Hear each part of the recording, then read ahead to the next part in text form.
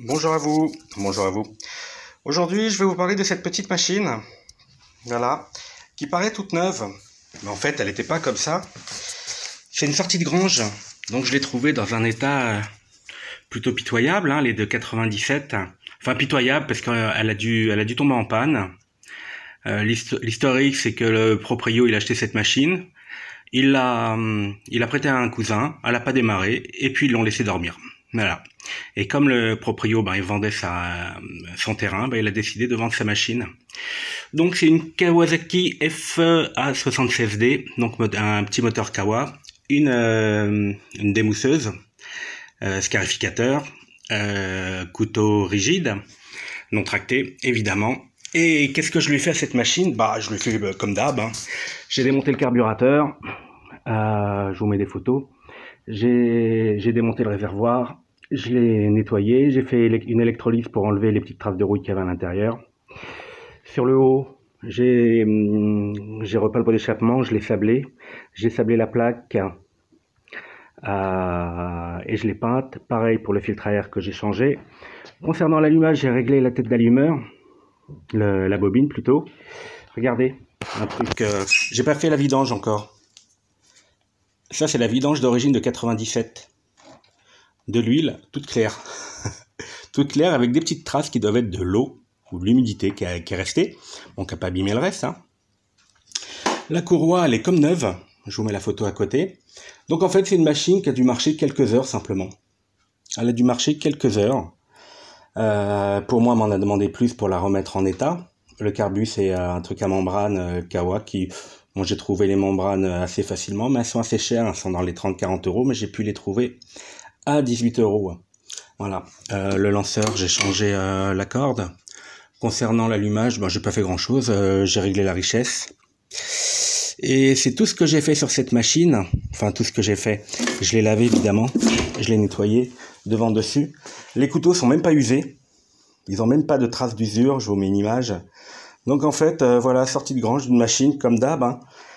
C'est des machines qui sont vendues aux particuliers. Puis les particuliers, dès que ça tombe en panne, ils n'ont pas d'autre choix. Ou ils vont payer une fortune pour les faire réparer. Ou ils les mettent de côté, vu que c'est pas des machines qui sont très utilisées, c'est utilisé 2-3 fois l'année. Donc voilà l'histoire de cette machine. Je vais vous la démarrer évidemment. Donc elle a un starter uniquement, donc on ferme un volet au niveau de l'entrée d'air du carbu, et il n'y a pas de poire d'admission, de poire comme on retrouve, non sur celle-là non, comme on retrouve sur les brigues classiquement, ou les autres. Donc il n'y a pas de poire pour faire avancer l'air, c'est la dépression. Donc en fait le démarrage c'est plus, ça ressemble plus à du 2 temps, bien que ce soit du 4 temps. Donc c'est la dépression qui va aspirer la première entrée d'essence, et pas une poire qui va injecter directement de l'essence dans la chambre de combustion. Voilà, donc cette machine, on règle la hauteur ici tout simplement, voilà, on règle la hauteur, et puis si on veut la déplacer ou pas, enfin la déplacer ou la mettre en... Voilà, ou la faire travailler, on n'actionne que cette poignée là. Donc elle est très facile d'utilisation. Une poignée start qui correspond à un starter. Et ça c'est juste un contact électrique qui permet de l'allumer ou de l'éteindre. Donc ça coupe ici à ce niveau-là.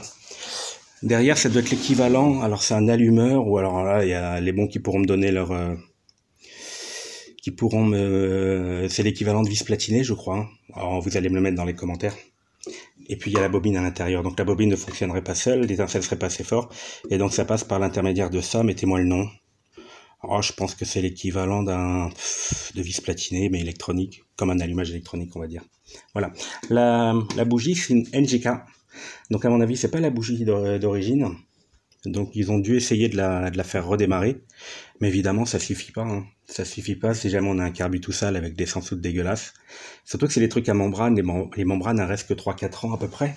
Puis après elles commencent à être fatiguées. Alors si on laisse d'une année à l'autre avec un réservoir en métal, évidemment que ça fait de la condensation, puis après de la flotte, et puis après ça démarre pas. Il n'y a pas de cadeau avec les carbus métalliques. Donc voilà, on va la démarrer. Hein. On va la démarrer normalement. Une pince, comme ça je pourrais utiliser une seule main. Voilà, donc un starter. Si je la mets trop fort et il fait assez chaud, ça risquerait de la noyer. Je vais quand même le mettre, elle devrait tourner comme une patate. Ça, je le mets comme ça. Ça, c'est la coupure électrique. Mon lanceur, elle devrait tourner comme une patate avec le starter à chaud. Je vais l'enlever.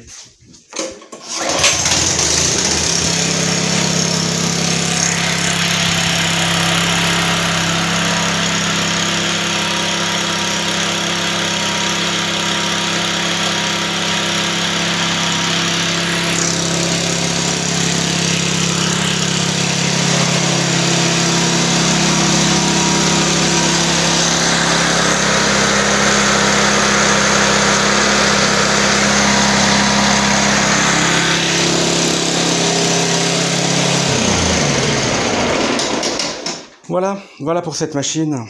Je vous mets en photo, je sais pas si je l'ai déjà mis, je vous mets l'état de la courroie, on dirait qu'elle est neuve. Ils l'ont pas utilisée. Et c'est particulier, vu qu'ils vendaient son matériel thermique, ils vendaient aussi cette chose-là, que je lui ai racheté. Voilà. Donc un MTD avec un moteur pas terrible, un Tecumseh 11.5, j'aime pas trop Tecumseh. Voilà, donc là j'ai enlevé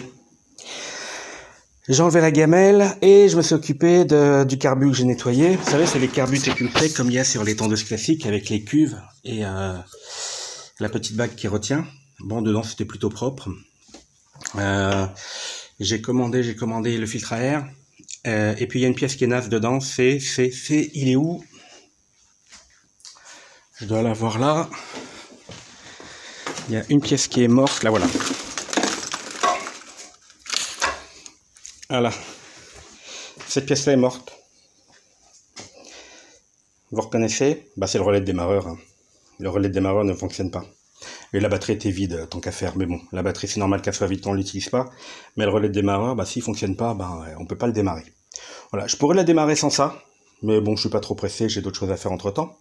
Peut-être que je ferai une petite vidéo si jamais je la redémarre, mais il n'y a pas de raison, il n'y a pas de rouille dessus.